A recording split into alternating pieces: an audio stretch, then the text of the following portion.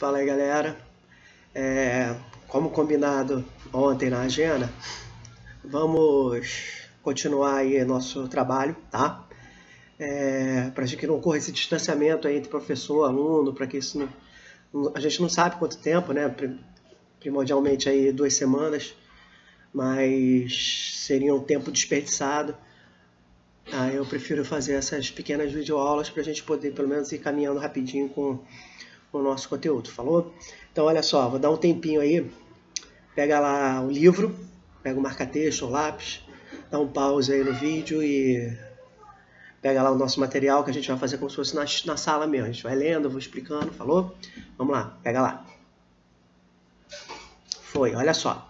Galera, vamos começar falando, unidade 2, tá? Tema 1. Aspectos gerais da população brasileira, página 46, tá? Abre aí o livro, dá um outro pause, até você achar aí a página, tá? Então é o seguinte, a gente vai fazendo aí, eu vou dar uma aceleradinha porque o vídeo não ficar muito longo, senão ele fica muito pesado, para poder anexar depois, tá? Então o primeiro ponto aí, olha só, aspectos gerais da população total do Brasil.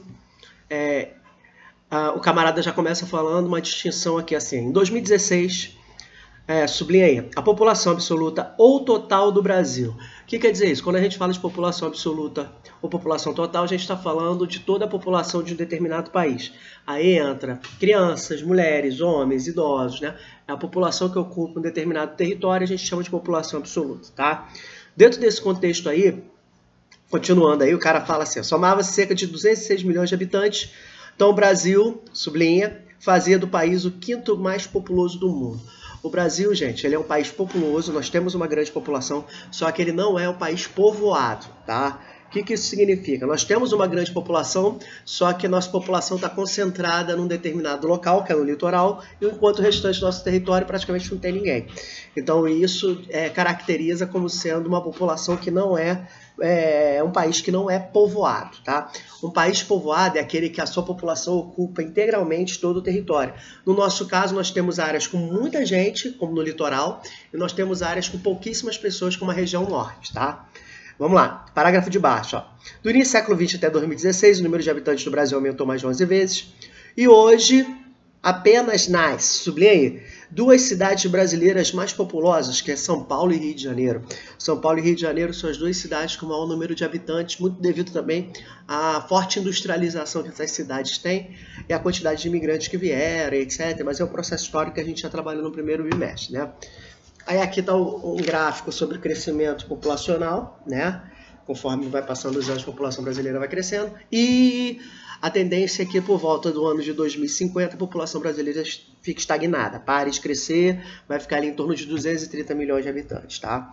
Vamos lá. Parágrafo aí de baixo, densidade demográfica. O que é densidade demográfica, gente? A densidade demográfica é a quantidade de pessoas por metro quadrado ou quilômetro quadrado em um país, tá? Então pega a população total, lembra logo no início a população absoluta, e divide pelo território.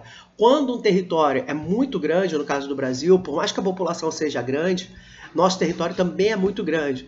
Então, quando você faz essa divisão da população pelo território, você dá apenas 22 habitantes por quilômetro quadrado, alguma coisa assim. Agora, se você pega uma população grande, como por exemplo o Japão, e coloca no seu território, que são um arquipélago, né? 4 grandes ilhas, ou tem outros pequenos, mas são 4 grandes ilhas, a quantidade de habitantes por quilômetro quadrado é muito grande, tá? Então é a mesma coisa que a gente pegar a sala de aula de vocês e botar 5, né? A sala fica muito grande para todo mundo, então você vai ter uma pessoa para cada 4 metros quadrados, né? Agora, se a gente pegar a sala de aula de vocês e colocar 200 pessoas, vai ficar um negócio super lotado. A gente vai ter aí 7 ou 8 pessoas para cada metro quadrado. É a mesma proporção, tá? Vamos lá, então vamos lá. Densidade demográfica, sublinha aí, ó. População do Brasil se distribui regularmente por sua grande extensão territorial. Então tem muita gente de um lado, pouca gente do outro. Aí tá, se precisa sublinhar não. Para saber qual é a concentração de habitantes em determinada área, sublinha, ó. Divide-se o número de pessoas pela medida dessa área, geralmente expressa em quilômetros quadrados. O resultado representa a população relativa à densidade demográfica. Então, quando a gente pega a população total e divide pelo território, nós temos aí a densidade demográfica ou população relativa, tá? Embaixo aí, pode olhar. No Brasil, a densidade demográfica é maior principalmente nas áreas próximas ao litoral. Aí na outra página você consegue visualizar aqui, ó. No litoral, Quanto mais vermelho, maior a população. Vocês podem ver que nessa área aqui do Brasil, centro-oeste e norte, é clarinho, praticamente não tem ninguém.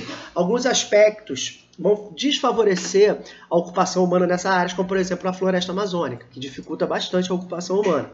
Só que ali no litoral, por que se concentra no litoral? Primeiro, foi a primeira região brasileira a ser colonizada, onde se desenvolveram as primeiras atividades econômicas, cana-de-açúcar, exploração do pau-brasil. Então, desde o início da nossa formação como Estado, a população sempre se concentrou no litoral e isso se mantém historicamente até hoje, tá? Parágrafo de baixo aí, natalidade e mortalidade, outro ponto do nosso estudo. Vamos começar, sublinhei, ó. Crescimento natural vegetativo de uma população é determinado pela diferença entre a taxa de natalidade e a taxa de mortalidade. Então, o nome já fala. Taxa de natalidade, natal, nascimento. É a taxa de mortalidade, morte, óbito. Né? Então, quando a gente fala de crescimento natural vegetativo, é a diminuição da taxa de natalidade pela taxa de mortalidade. Por exemplo, se nasceram 8 crianças e morreram 5 pessoas, taxa de óbito, de 5, taxa de natalidade de 8. 8 menos 5, 3, o crescimento desse país foi de 3 pessoas, tá? Mas quando ocorre o inverso, né, por exemplo, nascem 3 e morrem 8, por exemplo, menos 5, né? 3 menos 8, menos 5. Então a taxa de crescimento é negativa. Esse país está começando a diminuir seu ritmo de crescimento, tá? Vamos lá. Parágrafo de baixo, leia. A taxa de natalidade representa o número de nascimentos. Acabamos de falar isso aí. O livro continua. Por 1.000 habitantes, em determinado período, assim, uma taxa de natalidade de 4.000, indica 4.000 nascimentos a cada 1.000 habitantes. Sublinha. A taxa de mortalidade representa o número de óbitos. Falou? Por último aí, parágrafo de baixo. Ó. A população de um país cresce quando a taxa de natalidade é superior à mortalidade. Que é a primeira conta que eu fiz. Quando nascem 8, morrem 5, 8 menos 5, 3, então a taxa de crescimento de 3. Ou, olha lá. Quando há contribuição de movimentos de imigração, quando o país recebe grandes levas de imigrantes. No caso do Brasil, foram várias levas de imigrantes, né? Durante as 2 guerras mundiais, durante a abolição da escravatura, que eles vieram substituir a mão de obra escrava, etc.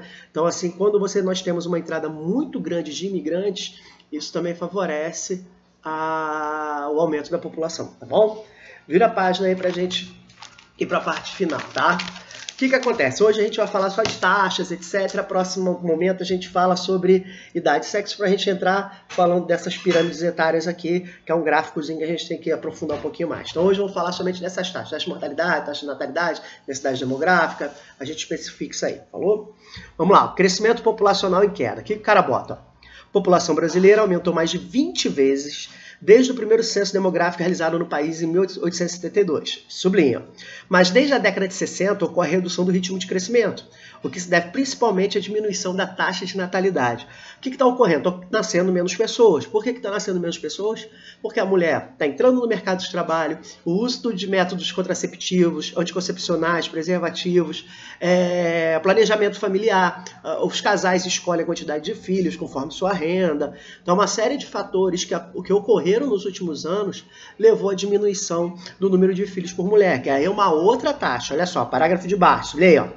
Diversos fatores acentuaram a queda da taxa de natalidade, com a popularização de métodos anticonceptivos, o aumento da participação das mulheres no mercado de trabalho, né? A mulher começou a trabalhar para poder auxiliar a renda da família também, né? Coisa que não acontecia durante a década de 60 ou nas décadas anteriores, que levou muitos a adiar a gravidez, priorizarem suas carreiras profissionais, sublinha, e o planejamento familiar, né? Que é o que a gente comentando, são os 3 principais pontos que levaram à diminuição do número de filhos por mulher.